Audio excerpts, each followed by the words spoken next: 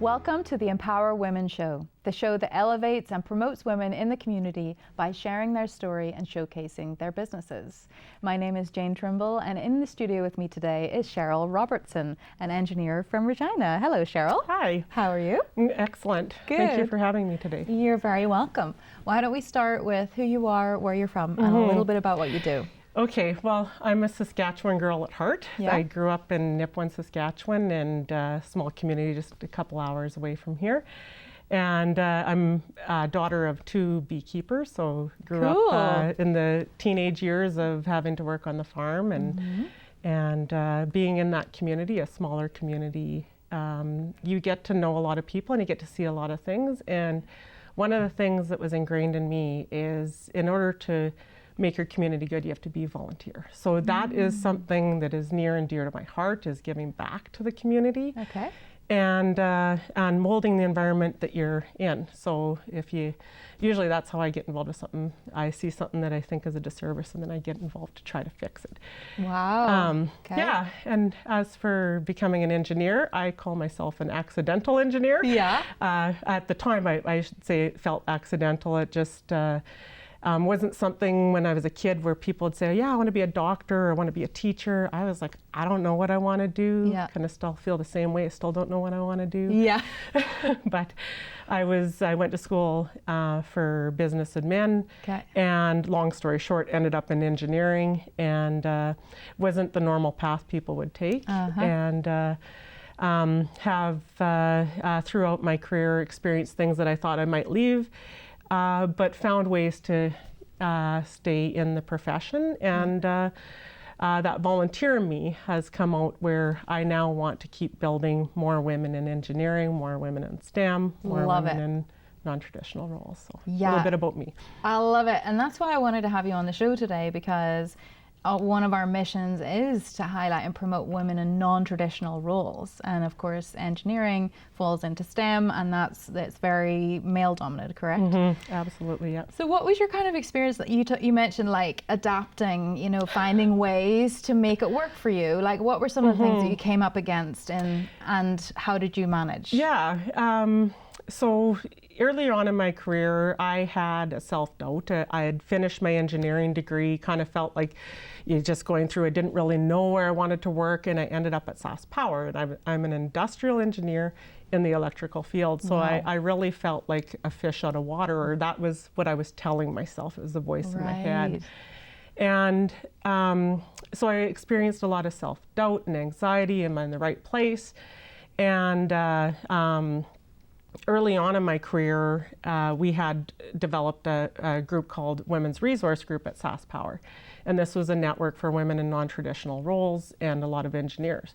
One of my peers had gone to a conference, and she came back. She said, oh, Cheryl, I'm so excited. We need to have a coffee. And she told me about this thing called Imposter Syndrome.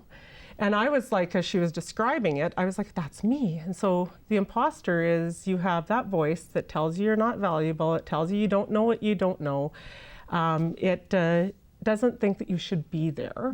And it's your own voice. And it also says the people around you, they're smart, they're capable, they have the skills, and they belong there. And it's just a matter of time before you're found out. Wow. And so working in that is very, very hard. And and it's not just women in engineering. This is, there's a high percentage that go through that. But knowing, like, hearing that, I was like, oh my goodness, this is normal. And it started down that path of, okay, if this is normal, what can I do to make change in how I view things? Yes. And be successful. And it has, from that moment on that I heard that, back in the early 2000s, I tried Googling then. There wasn't a lot of information. Now you Google it and you'll find thousands of articles, hundreds of TED Talks and stuff to help you through it.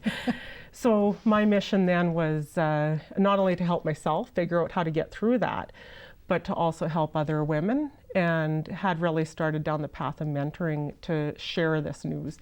So cool. Yeah. Wow, so cool. Okay, so what are some of the ways that what did you implement in order to overcome or just manage the imposter syndrome? Yeah, it was being curious. So being vulnerable and saying, I don't know, I don't understand. Can you explain this with a real world example? And the ability to say that in meetings where you're feeling already like a little bit of anxiety. And the first time I did it, and then seeing the people around the table going, yeah, I don't know either. Right. That was so empowering. Yeah. But that curiosity also led to things like asking. There was one power line technician. He'd been around 20 some years, super smart, a little bit intimidating. And when you have that engineer world, there's some friction at times. And I said to him, hey, I don't know about this. Will you take me on a ride along? Wow. And he was tickled pink. Yeah. And he did. He took me under his wing. He taught me so much. He was empowered to teach. Yeah.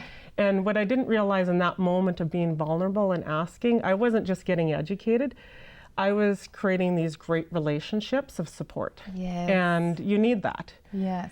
And especially when you're in a different environment with other people where you're feeling vulnerable, and then you have this person that's asking you the questions. Hey, you're the expert. Can you help me? So it felt so great. Yeah.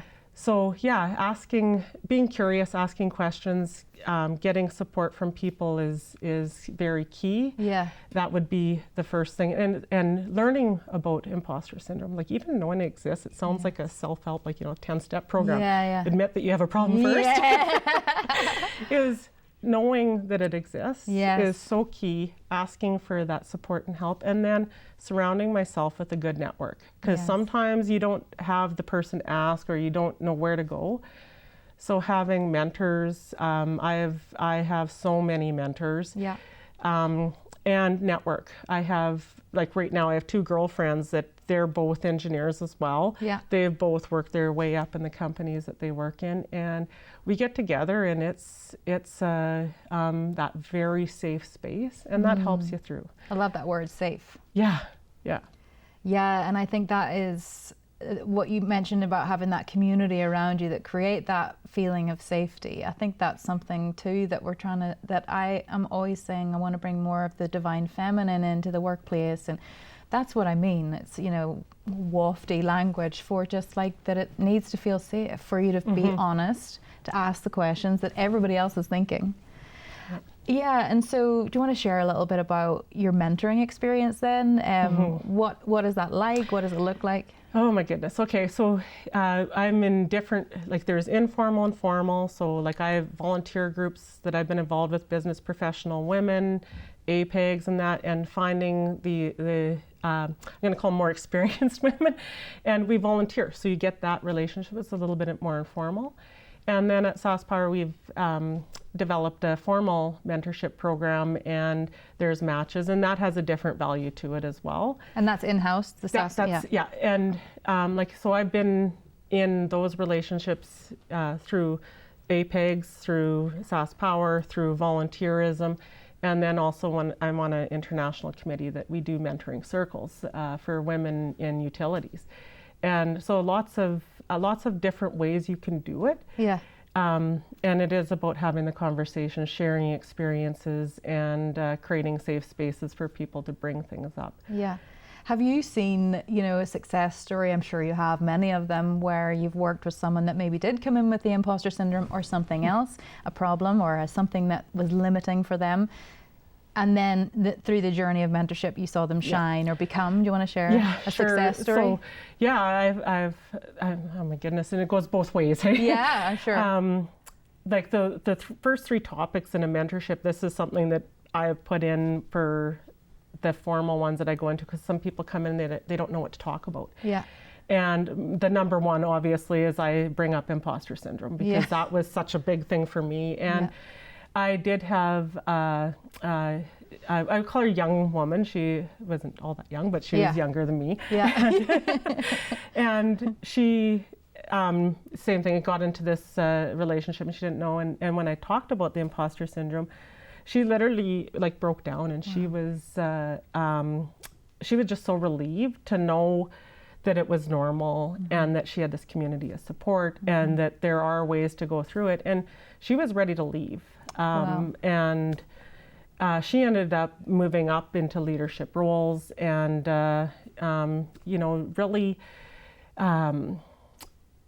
she was triggering on her skills that we wouldn't have seen if she would have kept on the same path. And so it's the same, I think it's the same story as me, is learning about it and then looking for those opportunities after and feeling confident enough to take those opportunities on. That's so cool. I love that, because how tragic would it have been if she walked out on that, and we wouldn't have had the benefit of her skills coming to fruition and her purpose coming to fruition. Yeah.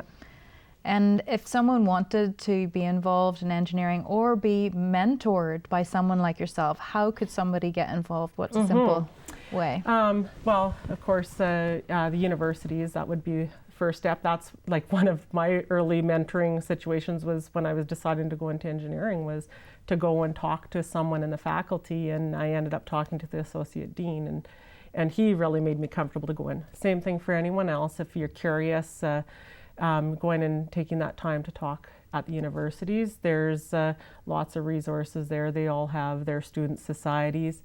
Asking APEGs. APEGs, do you want to share what that is really briefly? Most people don't know. Acronym. Association of Professional Engineers and Geoscientists of Saskatchewan. Mouthful. Yep. But if you're contacting them, they have lots of engineers resources that they can hook people up to learn more. I know myself, I have had people reach out to me, their daughters want to go into engineering, and I'll pull them along with me for part of a day and talk about what it takes. And so you're open to receiving emails about that kind of thing? Oh, absolutely. Amazing. Yeah. And how would somebody reach out to you? Well, you have my email address. You can put that up. And social media through Facebook is easy enough to get a hold of me. Yeah. Amazing. Yeah. Well, thank you so much for coming in today and sharing with us a little bit about the world of women in engineering and how we can get more women in that profession. Yeah. Yeah. And thank you for all the work you do. Thank you for having me. Yeah. Until next time. Queens belong on thrones. Let's put them there.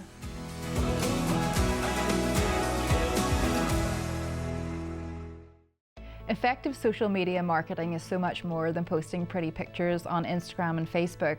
Undercover Creators are a female-owned social media marketing company in Saskatoon. Find them at undercover-creators.com.